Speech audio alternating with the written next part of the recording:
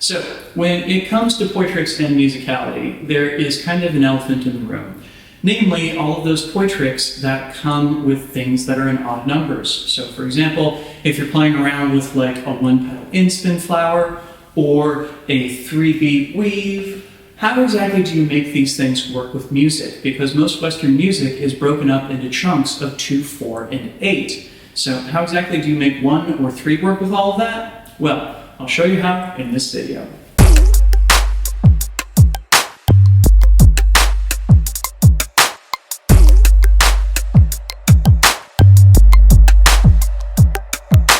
Drex here from DrexFactor Poi, sharing with you the love of poi spinning and flow arts to benefit your body and brain. And in this video, I'm going to break down for you how you can poi dance with those weird odd-numbered poi tricks and make it look lovely. But before we dive in, I just want to give a quick shout out to the friends of the channel. Big thanks to Dark Monk, Fire Mecha, Flow Toys, Pyroterra Light Toys, and Ultra Poi for helping to make the videos on this channel possible. You can learn more about all of these amazing companies and the work they're doing to support flow artists like yourself by checking out the links down in the description of this video. Alright, so the Poi world has a lot, and I do mean a lot, of different moves in it that happen to break down into odd numbers.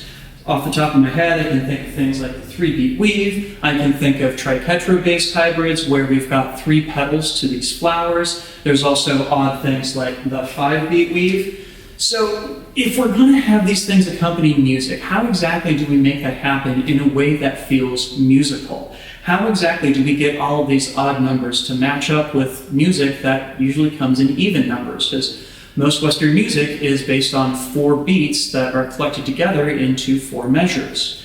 Well, it turns out that the answer to this is that there are ways of looking at our poi tricks that give us access to even numbers, even when it seems like the poi trick is built in odd ones. Let me show you how. So how this is going to work is that I'm going to break down how I would dance with each of these different poi moves and then show you it working with music so you can see it in action. And we're going to start things off with trick number 1, the 3-beat weave. So the 3-beat weave is one of those classics that absolutely everybody learns how to do at some point in their poi journey. It's kind of funky because the symmetry of it works a little strangely. Like, we can do a 2-beat weave and it just feels kind of lopsided because we have one hand that's always going over the other one. Whereas when we take this into 3-beat weave territory, we are switching up which hand goes on top each time, and it feels a lot more even and symmetrical. And actually, this is the key to making a 3-beat weave work with music. Namely, when we're doing a 2-beat, it feels lopsided because only one hand is going on top. In that 3-beat, though, when we're swapping which hand is going on top, that breaks things down into 2s. When my right hand goes on top, when my left hand goes on top, when my right hand goes on top, and when my left hand goes on top. So we can actually use this as a guide for when to line up with the beats in the music too. So just to give you an example, I'm going to go ahead and pull up a metronome on my phone here.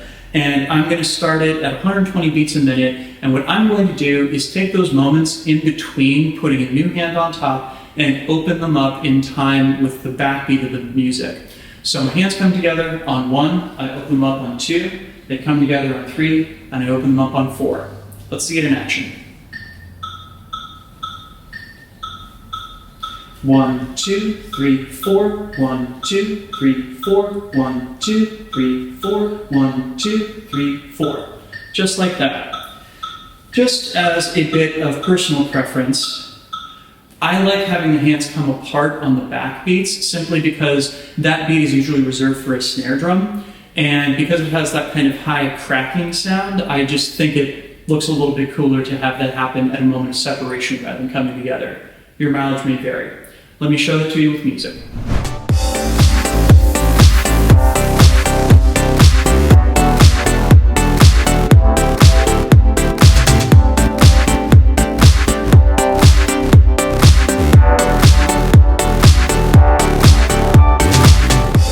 Alright, so the 3-beat weave. Everybody learns that at some point. Now let's get a little bit more techie with things.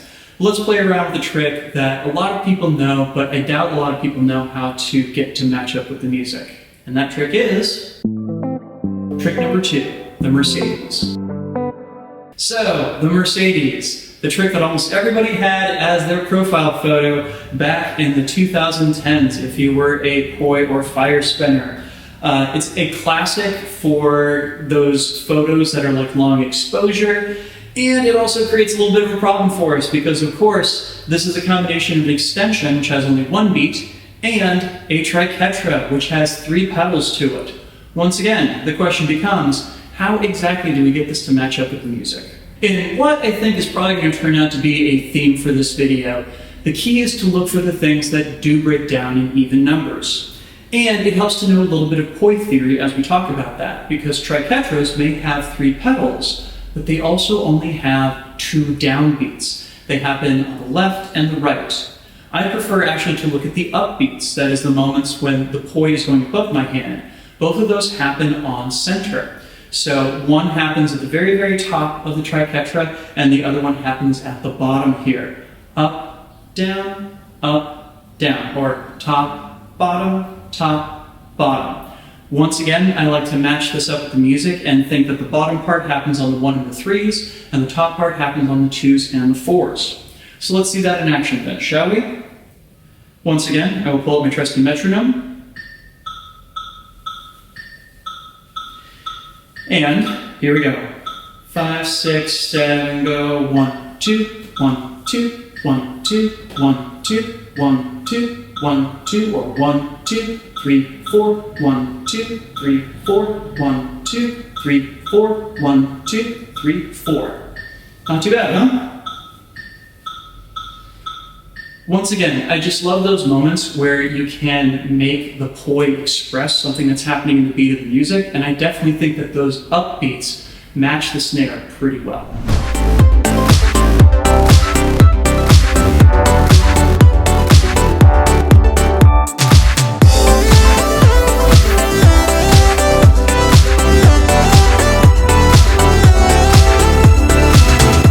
So while we're in the realm of hybrids, I'm going to give us a whole bunch of them here because they are a veritable goldmine of opportunities for playing around with single rep moves. So next up, we're going to take a look at trick number 3, 1-pedal inspin hybrid. So this is actually a version of one of my very favorite hybrids. Usually I am doing a triquetra with a static spin, but the inverse of that triquetra is a 1-pedal inspin. You don't see this happen much nowadays, which I think is kind of a shame, but just like triquetra-based hybrids, it is an excellent opportunity to put our poi tricks to the test with music. And as you might guess, just like we did with the triquetra, we also have an opportunity here to look at the downbeats, or with the triquetra was the upbeats, this is the downbeats. So we've got a downbeat up top and a downbeat on bottom, downbeat up top, downbeat on bottom.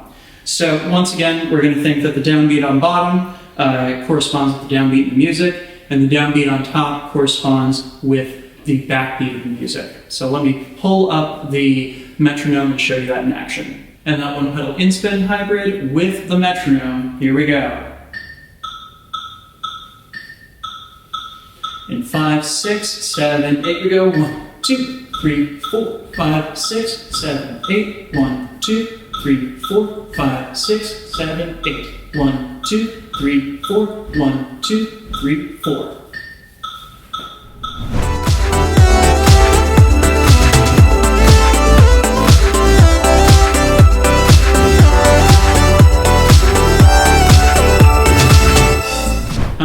I hope you're enjoying all these hybrids, and I hope you're not sick of them yet, because we've got another one coming your way, and it is trick number 4, cap versus pendulum.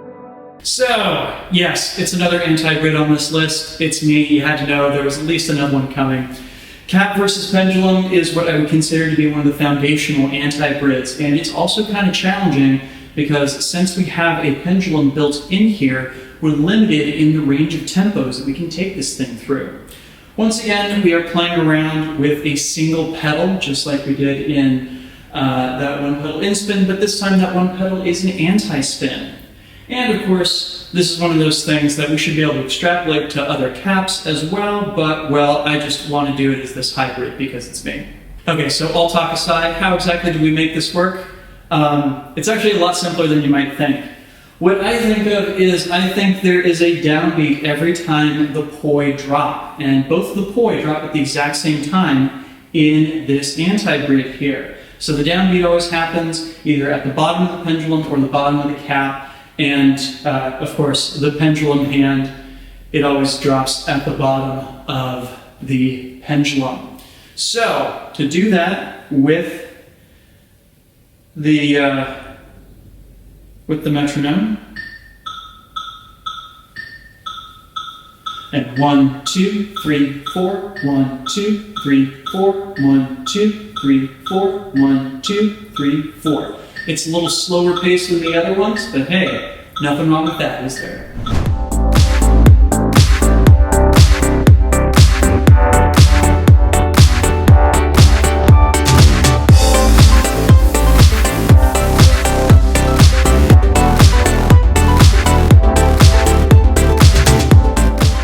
Okay, so we've played around with simple poi tricks, we've played around with techie poi tricks. What is there left for us? Well, I'm going to throw the biggest challenge that I possibly can at this, because there is one poi trick that actually stumped me for the longest time, and that poi trick is trick number 5, the 5-beat weave. Okay, so this trick absolutely is the most deceptively difficult one on this list. Because unlike a 3-beat weave where we can comfortably say there's a moment where the hands come together and they come apart, or something like, say, cat versus pendulum, where there's always a downbeat to work with, when we're playing around with a 5-beat weave, all of a sudden we're now playing around in a place where all of those rules seem to have disappeared, at least at first.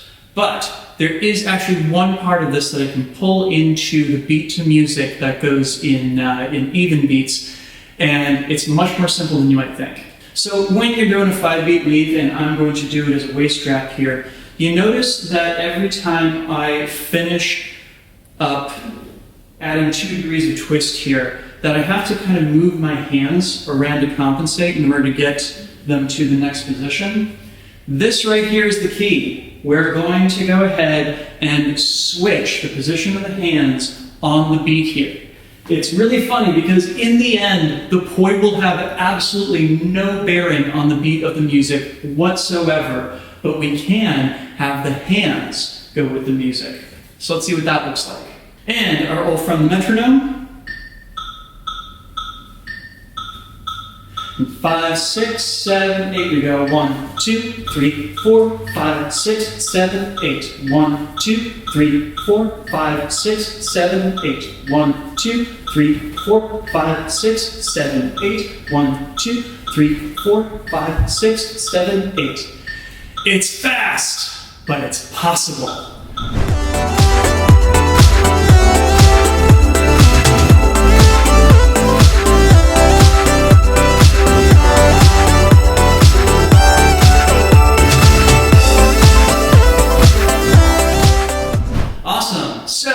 That is 5 different poi tricks that have odd numbers of pieces to them that you can still make work with the even beats in music. Did I cover your favorite? Did I miss your favorite? Let me know down in the comments. Also be sure to like, share, and subscribe to help other people find this video and to help my channel grow.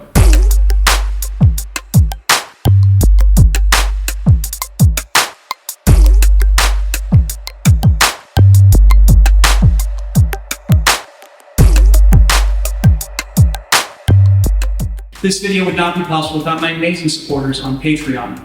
In particular, I'd love to give a huge shout out to my flow patrons who are listed on screen right now. Thank you all so much for your very generous support. And if you out there watching this would like to get your name in the credits or access to any of a host of other awesome rewards, you can do that by checking out my Patreon over at patreon.com/DrexFactorPoi and signing up. Please help me out in my mission of bringing poi spinning and flow arts to the whole wide world.